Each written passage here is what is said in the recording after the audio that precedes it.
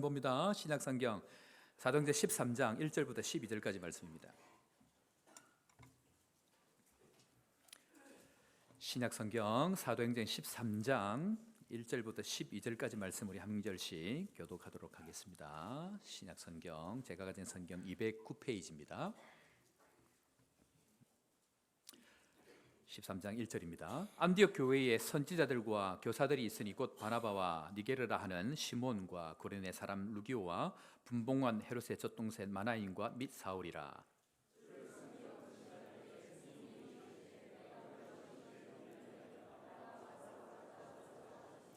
이에 금식하며 기도하고 두 사람에게 안수하여 보내니라.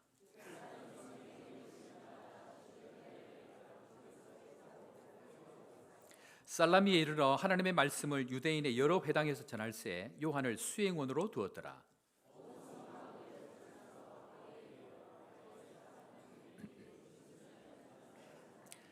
그가 총독 서기오 바울과 함께 있으니 서기오 바울은 지혜 있는 사람이라 바나바와 사울을 불러 하나님의 말씀을 듣고자 하더라.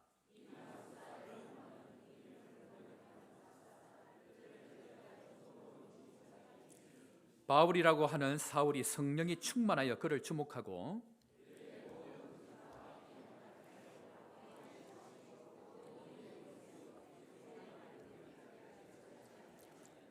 보라 이제 주의 손이 내 위에 있으니 내가 맹인이 되어 얼마 동안 해를 보지 못하리라 하니 즉시 안개와 어둠이 그를 덮어 인도할 사람들을 두루 구하는지라. 이에 총독이 그렇게 된 것을 보고 믿으며 주의 가르치심을 놀랍게 여기니라. 아멘. 할렐루야. 좋으신 하나님을 찬양합니다. 하나님이 2018년 한 해 동안 우리와 함께 하신 것 믿으시기를 바랍니다. 시간이 앞으로 갈 때는 보이지 않는데요, 돌아보면 순간순간 하나님 함께 하셨고 어렵고 힘든 고비 때마다 하나님 우리 손을 붙드시고 우리 손을 붙들지 못할 때는 우리를 업으시고 지금까지 하나님 오신 것 믿으시고 2018년뿐만 아니고 2019년도 주님과 동행하는 은혜가 여러분들에게 있기를 주의 이름으로 축원합니다. 여러분들 아무리 좋은 음식을 많이 먹고요, 또 우리 집사람처럼 이렇게 아름다운 여인과 평생을 살아도 지겨워지는 이유를 혹시 아십니까? 그렇다고 제가 지겹다는 얘기는 아닙니다. 왜 이렇게 좋은 음식을요 날마다 먹고 좋은 집에 이렇게 오래 살고 좋은 이쁜 멋진 사람과 사는데 왜 이것이 지겨워질까요? 왜 이것이 실증이 날까요?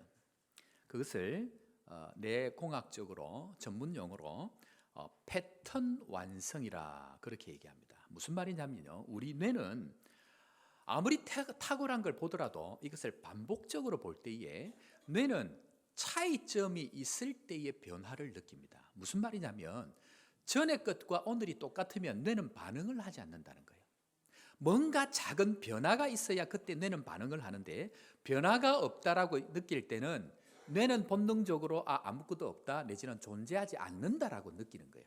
그래서 좋은 음식을 먹고 똑같은 것을 날마다 본다 할지라도 날마다 똑같은 것을 느끼면 그것이 있다고 느낍니까? 없다고 느낍니까?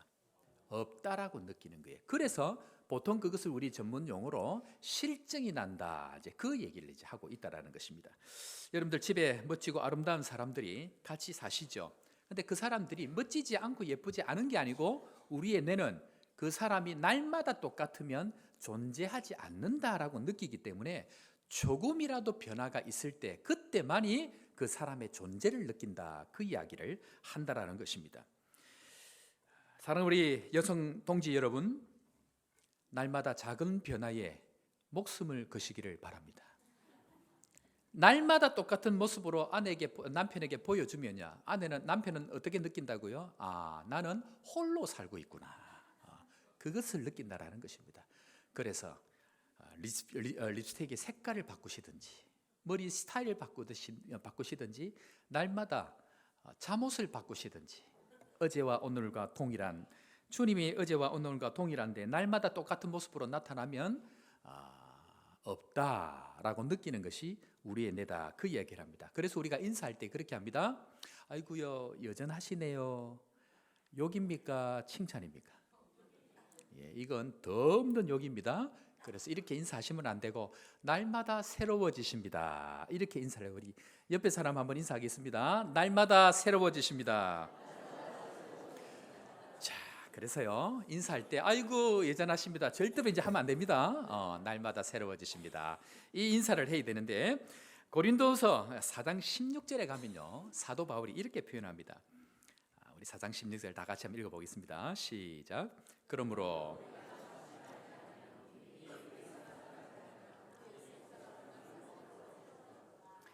자, 뭐라 그러죠? 겉사람은 어떻게 된다고요? 낡아지지만 우리의 속사람은 날마다 새로워진다. 사랑하는 성도 여러분, 겉이 안 변하면 속이라도 변해야 되는 거예요. 속이 안 변하면 겉이라도 변해야 되는, 뭔가가 변화가 있을 때에 우리의 뇌는 내가 존재한다라고 느낀다라는 거예요. 사랑하는 성도 여러분, 이 은혜가 여러분들에게 있기를 주의 이름으로 축원합니다. 서울에서는 지금요 여러분들 어떤 일이 일어나고 있냐면 지금 여러분들 잘 아시죠? AI라 그래가지고 4차 혁명이 지금 굉장히 발달을 해서 일어나고 있는 여러 가지 일들이 많이 일어나고 있습니다.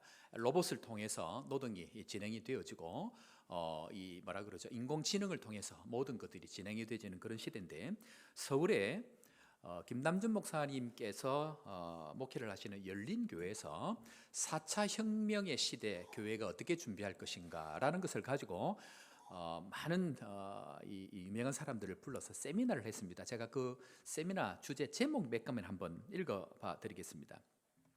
또 다른 인간을 꿈꾸며 트랜스 휴머니스트의 유토피아. 말이 이해가 되십니까?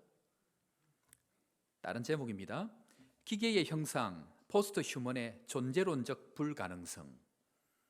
더 이해가 안 됩니다. 마지막입니다. 로봇 공학과 개혁주의 노동윤리. 이런 이야기들이 지금 한국 교회 안에서 일어나고 있는데 시대가 그만큼 변해가고 있다. 그 이야기합니다. 오늘 요 읽었던 방금 지금 이 제목과 이 내용을 어제 우리 일면 장로님, 우리 장로님들 속해 있는 고신 장로회 모임에서 제가 오늘 이 얘기를 잠깐 했습니다. 그 이야기를 하면서 제가 뭐라고 얘기했냐면 시대가 아무리 4차 혁명이니 AI니 해도 하나님 앞에 복음의 본질은 기본으로 돌아가야 한다. 그 얘기를 말씀을 드렸습니다. 그래서 오늘 우리가 지금 이제 새 영으로 새 마음으로 하나님께서 주신 이 마음들을 받아서 우리가 쭉 가고 있는데 그 차원에서 오늘 우리가 살펴보아야 될 내용들인데 오늘 그 이야기를 좀 하려고 이 이야기를 했습니다. 서울에 한 목사님께서 어느 교회 큰 교회 집회를 가셨습니다. 그 목사님 젊으셨을 때고 그 교단에 큰 어른이 앞에 앉아 계신 그런 상황이 있었습니다. 그리고는 이 목사님께서 설교를 시작하면서 질문을 이렇게 하셨습니다. 제가 여러분들 앞에 질문할 테니 한번 보십시오. 여러분의 교회는 지금이 좋은 교회입니까? 10년 이후가 좋은 교회입니까? 다시 질문하겠습니다. 여러분의 교회는 지금이 좋습니까? 10년 이후가 좋을 것 같습니까? 그런데 저는 여러분의 교회는 지금이 좋을 것 같습니다 라고 이 목사님이 얘기를 하셨어요. 무슨 말입니까? 지금 욕을 한 겁니까? 칭찬을 한 겁니까? 여기서 헷갈리면 안 됩니다. 지금 무슨 말이냐? 여러분의 교회는 10년 이후보다 지금이 좋은 교회인데 왜냐하면 10년 이후에는 기대가 안 된다. 그 얘기를 한 겁니다. 앞에 누가 앉아 있는데? 그 교단에 원로 어른이 앉아 계시는데 그 교회 가서 설교를 하면서 이 이야기를 한 거예요. 그랬더니 그 원로 목사님께서, 원로가 아니죠, 교단의 어른이시죠, 은퇴를 안 하시고 목회를 하고 계시니까 갑자기 얼굴이 펄개지시더래요. 그리고 이 목사님이 이렇게 얘기했습니다. 여러분 교회를 보니까 본당은 너무 좋은데 교육관을 가보니까 에어컨도 없고 시설이 너무 연약해서 여러분의 교회는 지금이 좋지만 저 아이들이 자라서 활동하게 될 10년 이후는 소망이 없는 것 같습니다. 앉아 계신 목사님께서 더 얼굴이 울그락불그락 했습니다. 마치고 설교를 다 마치고 나올 때에 그 앉아 계신 목사님께서 악수를 하시면서 김 목사 고마워 그러더랍니다. 마음을 받아주신 것이죠. 제가 다시 질문합니다. 사랑하는 우리 성도 여러분, 우리 거제 호산나 교회는 지금이 좋은 교회입니까? 아니면 10년 이후가 좋은 교회입니까? 그죠? 지금이 좋다면 지금 이제 흐름을 못 따라가고 있는 겁니다. 10년 이후가 좋아야 됩니다. 그 말은 하나님 앞에서 지금 뿌리고 지금 투자하고 지금은 눈물을 뿌리지 않으면 10년 이후는 소망이 없는 거예요. 그래서 성령께서 인도하는 교회, 그 교회는 어떤 교회인가? 첫 번째로 한번 따라하겠습니다. 사람을 세우는 교회. 성령께서 우리에게 임하시고 성령께서 하시는 일이 무엇인가? 그것은 바로 사람을 세우는 일이다. 그 이야기를 오늘 우리에게 지금 하고 있다라는 것입니다. 자, 우리가 지금 어디까지 어떻게 왔는지 제가 한번 요약을 한번 해 드리려고 합니다. 자, 여러분들, 성령께서 우리에게 임하시고 새 영으로 새 마음이 찾아올 때에 우리는 무엇에 반응해야 된다 그랬습니까? 첫 번째, 뭐에 반응해야 된다 그랬죠? 말씀에 반응해야 된다 그랬습니다. 그런데요, 여러분들, 제가 이제 설교하는 이 내용은요, 지식을 전달하는 게 아닙니다. 여러분들 잘 아셔야 됩니다. 제가 이 본예배에서 설교하는 내용들은 우리 교회가 가야 될 실제 죽느냐 사느냐 하는 생사의 갈림길에서 하나님께서 우리에게 그 길로만 갈 수 있도록 한 발 한 발 인도해서 받아낸 말씀인 거예요. 지식으로 받으면 안 되고요, 이 말씀은 생명으로 받아야 돼요. 거기에 갈 길이 있다, 그 이야기를 하는데, 문제가 제가 왜 이 말씀을 드리냐면, 자, 이스라엘 백성들이 홍해 앞에서 하나님, 홍해가 크기가 어떻고 홍해 물 깊이가 어떻고 홍해가 역사적으로 이런데 이 홍해 앞에서 하나님 어떻게 생각하십니까? 라고 물은 게 아니고요, 하나님, 홍해가 안 갈라지면 우리가 죽습니다. 그래서 하나님 어떻게 할까요? 물었을 때에 죽느냐 사느냐 문제를 가지고 하나님 앞에 물었을 때에 하나님께서 뭐라고 얘기하십니까? 내 손의 지팡이를 내 밀으라. 이 말은 순종은 곧 뭐란 얘기입니까? 생명이란 얘기예요. 순종은 곧 생명이기 때문에 말씀에 반응하지 아니하면 우리가 길을 잃는다, 그 이야기입니다. 때문에 우리는 반드시 성령께서 이끄시는 곳으로 가야 하는데, 여러분들 혹시 예민하신 분들은 아마 그것을 느끼실 텐데요, 지금 우리 교회는 말씀이 들어가면 그 속에서 연약한 것들이 이제는 막 튀어나오기 시작할 거예요. 연약한 감정, 평소에 내가 감정에 반응하던 사람이면 감정이 튀어나오고요, 물질이 연약한 사람들은 물질이 튀어나오고요, 관계가 연약한 사람들은 관계가 튀어나올 거예요. 말씀이 가고자 하는 방향에 반대가 되어 있는 것들은 전부 다 이제는 수면 위로 드러나는 일들이 생길 거예요. 누가 일하기 때문에? 성령께서 우리를 드러내시고 그 방향으로 갈 수 있도록 하나님께서 생명의 길로 인도해 나간다, 그 이야기를 하고 있습니다. 때문에 지금 우리에게 일어나는 이 모든 일들은 사람과 사람의 문제가 아니고 하나님과 나와의 문제인 거예요. 하나님은 지금 한 사람 한 사람을 광야를 통하여서, 지난주 우리가 하나님 참 은혜의 말씀을 받았는데, 성령이 그렇게 임하고 난 이후에 수천 년을 기다리고 새 영 새 마음으로 주시기 위해서 그 성령을 누가 가장 먼저 받았습니까? 누가 가장 먼저 받았죠? 예수님께서 먼저 받았습니다. 그런데 그 성령이 오셔서 놀랍고 화려한 천국을 보여주신 것이 아니고 어디로 인도하셨습니까? 광야로 인도하신 겁니다. 광야에 가야만이 하나님께서 하나님의 아들로서의 일들을 할 수 있는 사이즈를 키우시고 그릇을 키우시고 자격을 만드셔서 지금까지 단 한 번도 가보지 못했던 놀라운 하나님의 은혜로 인도하기 위하여서 그 모든 일들을 이루어가고 있다는 것입니다. 말씀이 임하면 동일하게 우리 안에 이런 일들이 일어날 것입니다. 그러나 하나님은 우리가 지금 지나가고 있는 이 과정들이 그냥 지나가는 것이 아니고 우리 교회 사이즈를 키우시고 우리의 그릇들을 정결케 하시고 우리 한 사람 한 사람들을 새로운 사람들로 만들어가기 위해서 이 일들이 일어난다는 것 기억하시고, 사람에 반응하지 아니하고 또 무엇에 반응하지 아니하고 환경에 반응하지 아니하고 또 무엇에 반응하지 아니하고 내 감정에 반응하지 아니하고 하나님 앞에 말씀 앞에만 반응함으로 여러분들을 키워가시는 이 성령의 은혜가 하나님 앞에 순종함으로 여러분들의 삶 자체가 하나님 앞에 온전하게 세워져서 주의 영광의 주의 이름이 여러분들을 통해서 드러날 수 있는 축복이 여러분들에게 있기를 축원합니다. 자, 오늘 그런데요, 그 성령께서 지금 임하셔서 궁극적으로 지금 어딘가로 가려고 하시는데 그 첫 번째 일이 무엇인가 하는 그것은 바로 조금 전에 우리가 하나님 앞에 말씀을 받은 대로 사람을 세우는 일, 이 일들을 예수님께서 지금 하고 있다라, 그 말씀을 지금 하고 있는 것입니다. 자, 그래서요 2절 말씀 우리 한번 읽어보겠습니다. 2절 말씀입니다. 다 같이 읽습니다. 2절입니다. 시작.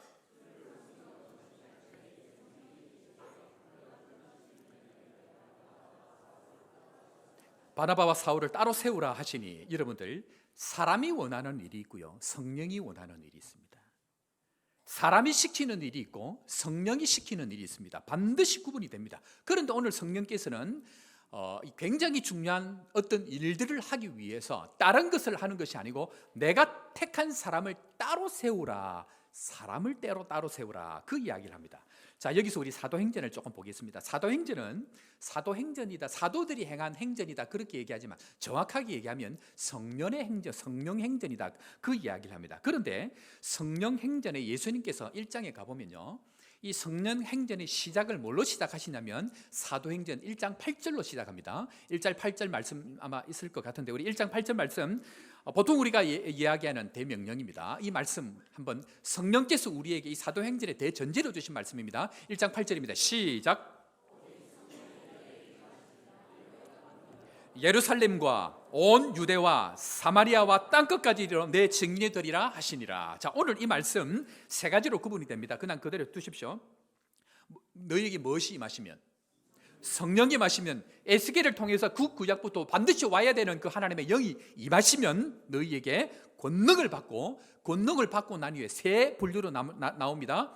가장 먼저 어디에? 예루살렘. 1장부터 사도행전 1장부터 7장까지 얘기가 이 예루살렘에서 일어난 성령의 역사들을 이야기합니다. 두 번째 어디에? 온 유대와 사마리아. 8장부터 12장까지가 유대와 사마리아에서 일어났던 성령의 역사를 이야기합니다. 그리고 오늘 13장 어디입니까? 땅끝을 가기 위한 시작이 오늘 13장부터 시작이 됩니다. 자, 그런데요, 됐습니다. 예루살렘과 그리고 온 유대와 사마리아. 자, 봅시다. 예루살렘에는 하나님께서, 성령께서 임하셔가지고 예루살렘에 있는 하나님의 성령의 역사를 세우기 위해서 가장 먼저 누구를 세웁니까? 성령의 역사는 누구를 세운다 그랬죠? 사람을 세운다 그랬죠? 예루살렘을 변화시키기 위해서 하나님께서 누구를 세우셨습니까? 베드로를 세우셨습니다. 그런데 베드로를 세우기 이전에 12제자 중에 제 길로 간 가룟 유다 대신에 누구를 세웠습니까? 마띠아를 세웠습니다. 성령의 일을 하기 전에 하나님 반드시 사람을 세웁니다. 그리고 예루살렘 교회를 세워가기 위해서 베드로를 세우시고, 자, 유대와 사마리아를 세워가기 위해서 누구를 세우셨습니까? 빌립과 고넬료. 물론 베드로를 통해서 하십니다만은 이 사람들을 통해서 성령께서 사람들을 세워감으로 말미암아 유대와 사마리아까지 확장을 시켜 나갑니다. 그리고 땅끝을 위해서 오늘 누구를 세웁니까? 바울과 바나바를 세워가는 것이 오늘 이 시작이다, 그 이야기를 합니다. 성령은 혼자 역사를 절대로 하지 않아요. 성령은 누구와 역사한다고요? 하나님의 사람들, 내가 따로 세워둔 준비한 사람들을 통해서 하나님의 일들을 시작한다, 그 이야기를 합니다. 사랑하는 성도 여러분, 성령께서 사용하시는 여러분들 될 수 있기를 주의 이름으로 축원합니다. 제가요, 하나님 앞에 1월 21일 날 여기 와서 기도할 때에 하나님께서 이 교회를 얼마나 사랑하시는지 제가 온 마음으로 느낀 거예요. 그리고 1월 21일부터 오늘 이 시간까지 2018년 12월 30일까지 제가 느끼기에 하나님이 우리 교회를 사랑하셔서 단 한 타이밍도 그냥 넘어가지 않고 치밀하게 인도가는 걸 제가 너무 느끼는 거예요. 하다못해 우리 다빈이 둘째 아이의 입술을 통해서라도 아빠 거기가 아니고 여기야, 자기는 그냥 이야기하는데 그것이 주의 음성으로 들릴 수 있도록, 세 가지 확증 중에 한 가지로 들릴 수 있도록 하나님 인도에 가신다는 거예요. 하나님 얼마나 철저하게 인도에 가시는지 모릅니다. 우리 연태 목사님 딴 데 가서 강의를 했는데 그 강의를 들은 선교사님이 저와 굉장히 가까운 분이에요. 정말 제가 믿고 신뢰할 수 있는, 이분은 사도행전에서 튀어나온 분이에요. 사역 현장에 여러분들 가보시면요, 진짜 상상을 초월하는 분이에요. 이분은 하루에 3시간씩 기도하고 새벽 4시에 나가지고요, 아침 11시까지 아이들 가르치고 교육하고 불가 같은 분이에요. 근데 그분이 우리 교회를 얘기해 주는 거예요. 그제 호산나 어떤 교회가 있는데, 이름도 얘기 안 했어요. 어떤 교회가 있는데 어떤 목사님이 계신데 참 이 교회를 아름답게 세웠더라, 참 귀한 분이다, 이 얘기를 듣는데 제가 이런 얘기를 많이 안 들었겠습니까? 그런데 그 많은 사람들 중에 내 마음에 딱 마음이 오는 거예요. 그래서 이분이 어떨까 하고 그냥 지나가는데 제가 얘기 드렸죠. 페이스북에서 친구 추천이 지가 혼자 나에게 찾아오고 친구 추천을 했는데 우리 담임 목사님이 제 지난 글들을 쭉 다 보시고, 그래서 내가 궁금했죠. 담임 목사님 이런 분이 어떤 분일까?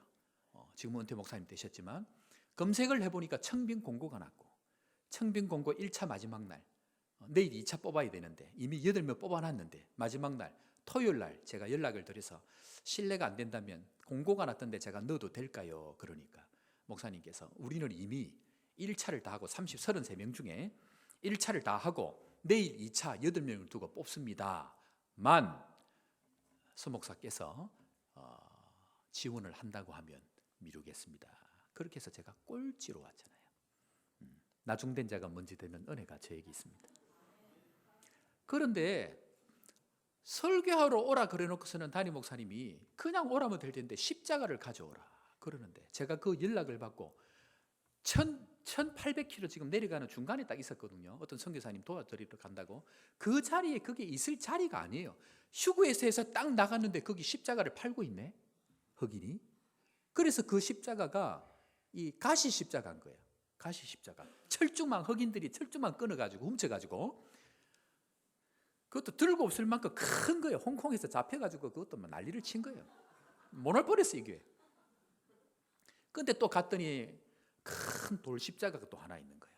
돌 십자가를 샀는데 이게 이상하잖아요. 그래서 또 찾다 보니까 조그마한 나무 십자가가 하나 있는데 그 주인이 예수님이 이렇게 사라졌다고, 예수님 십자가 흔적만 남아 있다고. 그래서 여기에 왔는데 결정이 돼서 와서 보니까 이 15년 사역하고 제가 정리를 해야 되는데 이 교회가 얼마나 참 저를 원하셨는지 쉬지 말고 그냥 오래가지고 모교회 하루 인사하고 그 주에 바로 토요일 날 와가지고 짐도 없어가지고 용달차 불러갖고 이민가방 8개 들고 왔잖아요. 냉장고 하나 들고. 근데 지금 우리 집 너무 많이, 짐이 너무 많아가지고 지금 다 버려야 되지. 그때 안 왔으면 부활절 특별 우리 새벽 기도를 못했던 거예요. 하나님 그때 은혜와 감동을 주셔가지고 그걸 통해서 우리가 선교사님을 모시는 선교관을 운영하게 되고 그 기금으로 선교사님들을 섬기는데 모든 것 다 리모델링하고, 그때부터 지금까지 하나님께서 이 모든 일정들을 우리가 보기에는 왜 빨리 안 하느냐, 왜 이렇게 되느냐 하지만 모든 것이 하나님의 스케줄대로 지금까지 온 것, 하나님이 손에서 성령께서 이끌어 가시는 것 믿을 수 있는 여러분들 되기를 주의 이름으로 축원합니다. 하나님은, 성령은 교회를 세워가기 위해서는 성령께서 친히 그 일들을 인도하시고 일정들을 맞추시고 사람을 맞추고 가는데, 오늘 이 사도 바울과 바나바를 그렇게 시작을 해서 온 세상 땅끝으로 문을 열어가는 그 관문 첫 번째를 갈 때에 성령께서 강권하여서 내가 시킬 일을 위하여서 사람을 따로 세우라, 그 이야기를 합니다. 사랑하는 성도 여러분, 저는 하나님 앞에 이 교회에 오기 전에 준비한 게 있습니다.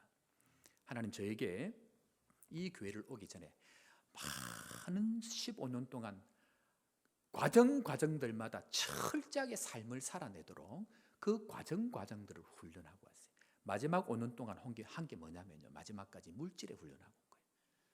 그래서 내가 하나님 앞에 사역자로 살아가야 될 모든 훈련들을 하나님 말씀을 따라서 쭉 꼬면서 하게 됐는데, 제가 우리 교회 와서 요즘에 느끼는 게 뭐냐면요, 하나님께서 교회를 세워갈 때는 저와 같이 담임 목사도 세우지만 하나님께서 교회를 세워갈 때는 이 교회를 세워가기 위한 하나님의 사람들을 반드시 세울 것이다.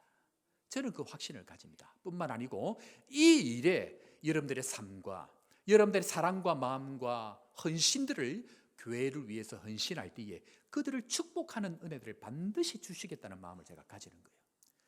여러분들 이 일에 단 한 사람도 예배되지 아니하고 함께 할 수 있기를 바랍니다.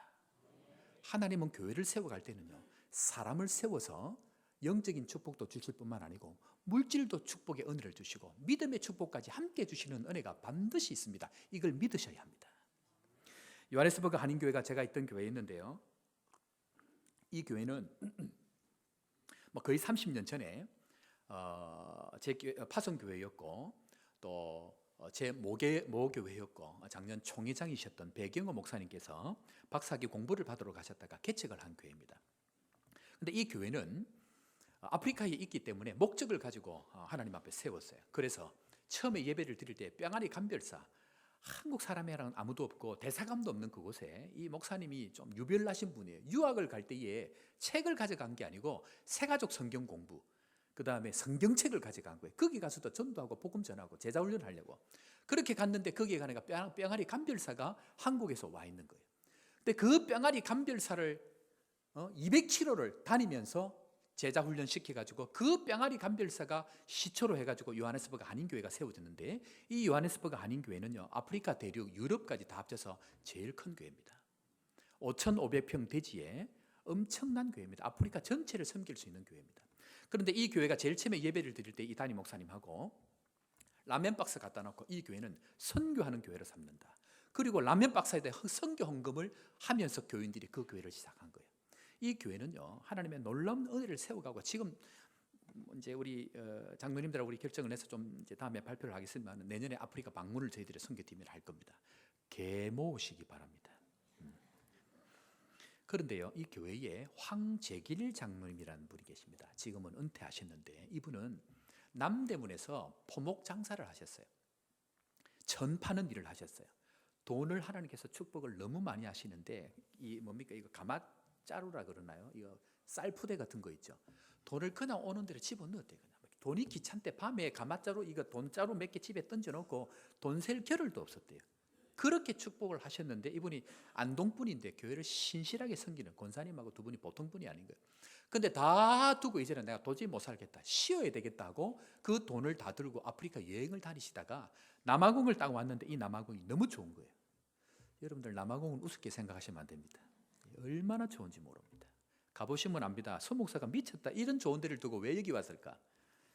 너무 좋은 곳인데, 이분이 거기에서 이 요하네스버그 한인교회에서 봉사를 하기 시작한 거예요.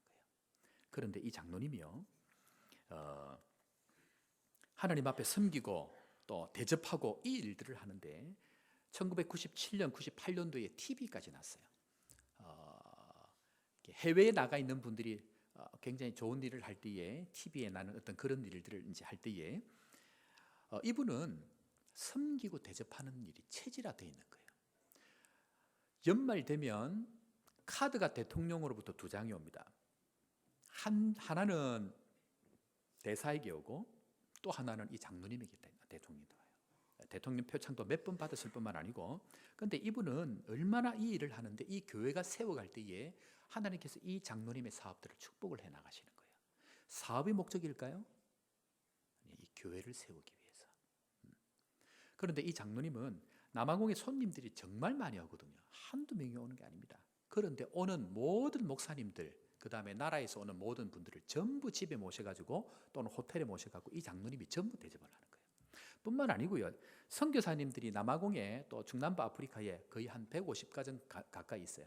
이 장로님이 무슨 일을 하냐면 셀폰이 뭐라 그러죠? 그 핸드폰 액세서리를 하시고, 지금은 삼성, LG 이렇게 흠이 나거나 이런 것들을 받아서 이제 그런 걸 고쳐서 파는 이제 거리를 하시는데, 선교사님들이 와가지고 장로님 이거 필요합니다. 그러면 아이고 가져가세요.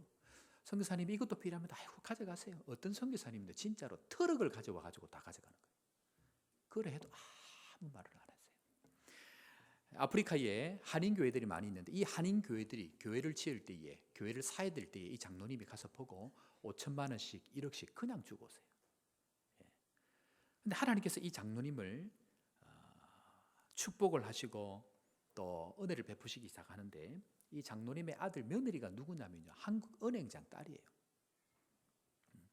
제가 지금 하고 싶은 얘기가 물질을 받아서 축복했다, 제가 지금 그 얘기하는 거 아닙니다. 하나님께서 교회를 세워갈 때에 요셉처럼 하나님의 백성들을 이 아프리카에 복음으로 세워가기 위해서 하나님의 사람들에게 물질을 은혜 줄 때가 있다는 것입니다.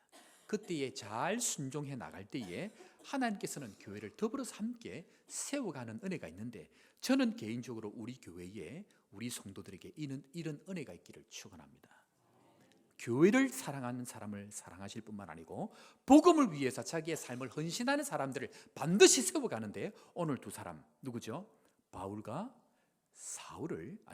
바나바를 세우셔서 하나님께서 이 일들을 위해서 특별히 따로 세워서 하나님의 복음을 위해서 일한다, 그 이야기를 합니다. 사랑하는 성도 여러분, 하나님의 교회와 복음을 위해서 고난이 온다 할지라도 내 전부 내어놓는다 할지라도 이 일에 쓰임받는 우리 모든 성도 될 수 있기를 주의 이름으로 축원합니다. 자, 그렇다고 하면요, 어떤 사람을 세우는가? 하나님은 어떤 사람을 세우는가? 하나님이 쓰시는 사람들 중에는 두 종류의 사람이 있습니다. 한 종류의 사람은요, 좋은 본보기로 쓰는 사람이 있는가 하면 또 한 본보기는 안 좋은 본보기로 쓰는 사람이 있습니다. 자, 오늘 먼저 안 좋은 본보기로 쓰는 사람 누구죠? 오늘 보니까 마술사 엘루마라는 사람이 나옵니다. 근데 이 엘루마가 총독 서기오 바울이 이 바울과 이 바나바를 불러서 하나님의 말씀을 듣고자 하는데 이 말씀을 막았다, 그 이야기합니다. 하나님의 말씀이 지금 지나가려고 하는데, 하나님의 말씀이 임하려고 하는데 그 일을 막으니까 오늘 엘루마가 어떻게 됩니까? 어떻게 되죠? 눈도 안 보이고 안개가 덮여가지고 보지 못하는 일이 생기는데, 그런데 이 사람도 지금 하나님 앞에 쓰임 받는 거예요. 어떻게 쓰임 받죠? 12절 다 같이 한번 봅니다. 12절입니다. 다 같이 봅니다. 12절 시작.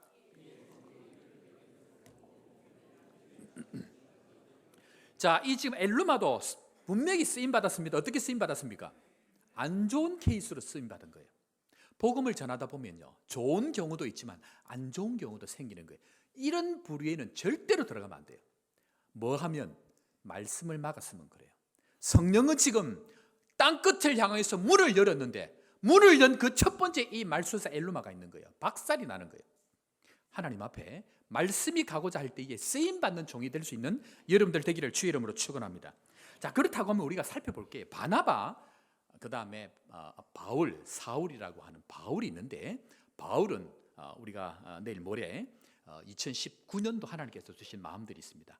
그때 살펴보고 오늘 바나바에 대해서 먼저 한번 살펴보기로 합니다. 자, 바나바는요, 그러면 지금 오늘 이 안디옥 교회는 이방인은 처음으로 세워진 교회인데, 이 교회에 5사람이 나옵니다. 우리 1절 말씀 한번 보도록 하겠습니다. 1절입니다. 사람들이 쭉 나옵니다. 1절 다 같이 한번 우리 읽어보겠습니다. 1절 시작.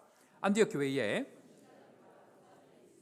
곧 바나바와 니게라를 하는 시몬과 구레네 사람 루게오와 분봉한 헤롯의 첫동생 마나인과 및 사울이라. 이 지금 이 안디옥 교회 안에는요, 사람들이 많이 있습니다. 그런데 왜 유독 바나바와 사울인가 하는 것입니다. 저는 하나님께서 사람을 선택할 때에 왜 그 사람인가 하는 것을 주목을 많이 해요. 왜냐하면 제가 그렇게 되고 싶거든요. 영적인 욕심이 많아서 그래요. 왜 이 사람인가? 예수님은 늘 사역을 하러 다니실 때에 꼭 세 사람을 따로 데리고 다녔어요. 누구죠? 베드로와 야고보와 요한. 이 세 사람만 따로 데리고 다녔어요. 저는 예수를 처음 믿고 화가 나더라고. 왜냐하면 예수님이 질투해도 되는, 편애해도 되느냐? 편애하는 것 같잖아요. 왜 세 사람만 유도 데리고 다닙니까? 다음에 한번 이거 설명하겠습니다. 거기는 이유가 있습니다. 오늘 바나바를 왜 하나님께서 세우셨는가 하는 그 내용입니다. 자, 바나바는요, 첫 번째 따라합니다. 믿음의 결단이 빠른 사람입니다. 이 바나바는 복음이 처음 확장될 때에 예수와 함께 처음에 다녔다는 얘기가 없는데 뒤에 합류한 사람인데 예수를 가장 먼저 믿었던 사람 중에 한 사람입니다. 믿음의 결단이 빠를 때에 하나님께서 은혜를 베푸신다, 그 이야기를 합니다. 때문에 우리가 어떤 일을 할 때에 여러분들 저에 대해서 간을 오래 보셨죠? 간을 오래 보면 안 됩니다. 하나님께서 성령께서 이끌어 가신다 할 때에 결정을 빨리 해야 돼요. 빨리 하고 하나님의 일이라고 하면 빨리 헌신하는 것이 하나님께서 빨리 우리에게 은혜를 베푸시는 방법입니다. 그래서 줄까 말까 갈등이 될 때는 어떻게 됩니까? 줘야 됩니다. 줄까 말까 갈등이 될 때는 줘야 됩니다. 갈까 말까 갈등이 될 때는 어떻게 됩니까? 가야 됩니다. 그것이 하나님의 은혜로 나아가는 이유. 이 바나바는요, 하나님의 일을 할 때는 갈등하지 간보지 않는 거예요. 주의 뜻이다 하면 자기의 전부를 하나님 앞에 헌신할 수 있는 사람이었다, 그 이야기합니다. 두 번째는 따라합니다. 위로의 사람입니다. 자, 오늘 바나바는요, 4장 36절에 가보면 이 바나바가 예수를 처음 믿고 한 게 뭐냐면요, 자기 갖고 있는 땅을 다 팔아버린 거예요. 그런데 왜 그것을 팔았는가 하는 것이 4장 36절 37절에 나옵니다. 다 같이 한번 읽어보겠습니다. 시작.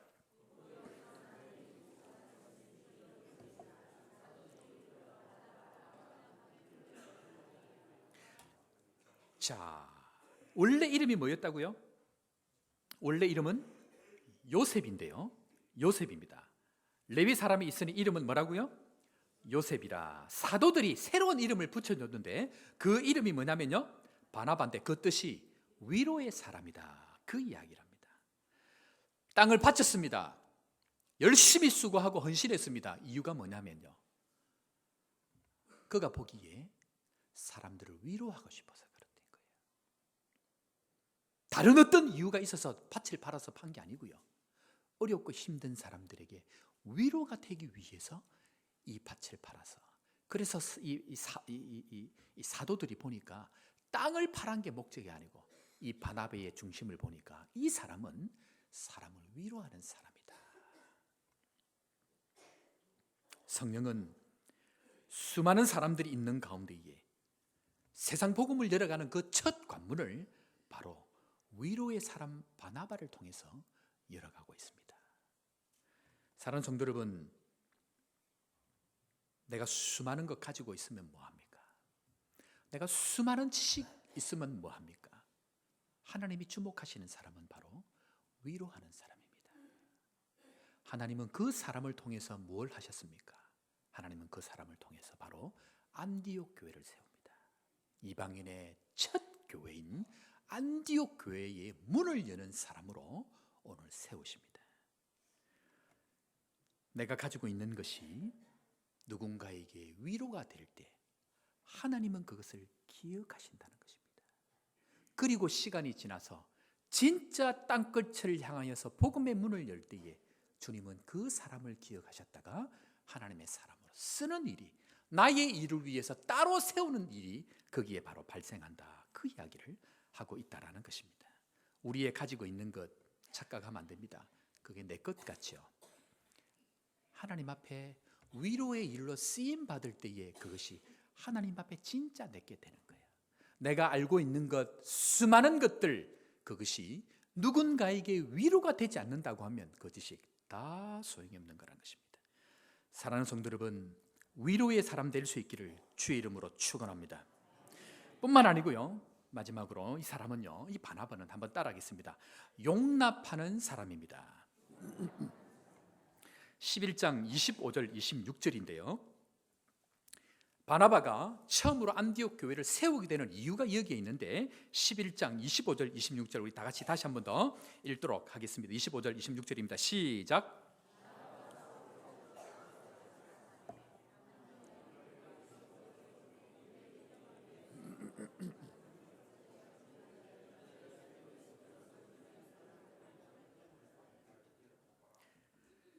바나바는 자기의 모든 물질의 이유가 누군가를 위로하기 위해서 쓰여졌다는 것입니다. 뿐만 아니고 이 바나바는 교회를 세우는 데 있어서 누구를 데리고 갑니까? 아무도 쳐다보지 아니했던 바울을 다소에 가서 불러옵니다. 바울이 누굽니까? 스테반을 돌로 쳐 죽였던 사람입니다. 모든 이스라엘 교회들이 이 바울에 대해서 외면하고 있을 때입니다. 그런데 단 한 사람도 그를 부르지 않을 그때에 이 바나바는 그 바울을 가서 데리고 와서 뿐만 아니고 교회를 세워가는 데에 영혼들을 맡깁니다. 무슨 말입니까? 바나바는 바로 사람을 용납하는 사이즈가 큰 사람이었다는 것입니다. 그때에 무슨 일이 생기는가? 그때에 비로소 안디옥 교회 교인들은 그리스도인이다라는 이야기를 듣게 된다는 것입니다. 진정한 그리스도인이 누구인가? 그것은요, 위로할 수 있는 사람이 그리스도인이 됩니다. 뿐만 아니고 용납할 수 있는 사람이 그 그릇을 통하여서 진정으로 그리스도인이라는 이야기가 듣는 것, 바로 위로의 사람, 용납의 사람을 통해서 하나님의 역사의 관문을 열어가시더라는 것입니다. 우리가 신앙생활하면서 하나님 앞에 너무 많이 이야기하고 너무 많이 따지고 너무 많이 계산하고, 그래서 정말 성령께서 교회를 세워갈 때에 위로의 자리를 서라고 이야기할 때 위로의 자리에 서야 하는 것, 용납의 사람들을 만날 때에 용납할 수 있는 사람이 되는 것, 그때 하나님은 시간이 지나서 기억하셨다가 우리 인생의 축복의 문을 열어가신다는 사실을 믿을 수 있기를 주의 이름으로 축원합니다. 하나님은 이 일을 통하여서 하나님의 놀라운 일들을 이루어 가십니다. 지난주에요, 제가 빵집 얘기를 잠깐 했죠. 빵집 집사님, 남촌동에 남아공에 있을 때도 이분은 어렵고 힘든 선교사님, 또 가난하고 먹을 것 없는 홀로 된 이 사모들, 이들을 위해서 그 없는 형편들을 모아서 자기 택시비를 아껴가지고 밤 12시에 30분이나 차를 타지 않고 걸어가서 그 택시비를 아껴서 모아서 그 일을 하며 위로했던 그 일의 주인공인데요. 이번 주에 연락이 왔습니다. 연말을 돌아보면서 목사님, 하나님 앞에 최선을 다해서 하나님 말씀 기뻐하는 대로 달려왔는데요. 지금 우리 빵집이 부산에서 제3대 빵집에 들어갔습니다 라고 연락이 왔습니다. 아무것도 없었는데 제가 그 시작을 알고 과정을 알고 지금을 알잖아요. 하나님의 역사는 놀랍습니다. 하나님은 어떤 사람을 주목하시는가? 아무것도 없는데 용납할 수 없는 그 사람을 용납할 수 있는 사람이 되는 것. 위로하기 위해서 내 물질을 하나님이 기뻐하는 일에 교회를 위해서 드릴 수 있는 사람. 바나바는 그 일에 쓰임 받았기 때문에 하나님께서 역사를 움직여가는 그 중요한 일에 오늘 쓰임을 받았다라는 것입니다. 사랑하는 성도 여러분, 제가 하나님 앞에 우리 교회를 위해서 기도할 때에 하나님께서 주신 마음은 다른 것이 아니었습니다. 서목사, 너 가서 거제 호산나 교회 몇천 명 되는 교인 만들어. 서목사, 너 거제 호산나 교회 가서 너 꿈을 한번 펼쳐봐. 하나님 단 한 번도 그런 이야기 한 적이 없습니다. 하나님이 이야기하신 것은 내 백성을 위로하라. 내 백성을 위로하라. 왜 하나님이 이 말씀을 하셨냐? 하나님 이 교회 다시 부어주시는 축복의 통로는 바로 위로의 사람이 될 때에, 위로의 교회가 될 때에 지금까지 닫혀있던 축복의 문들을 열어가시겠다는 하나님의 마음이 거기에 있다라는 것입니다.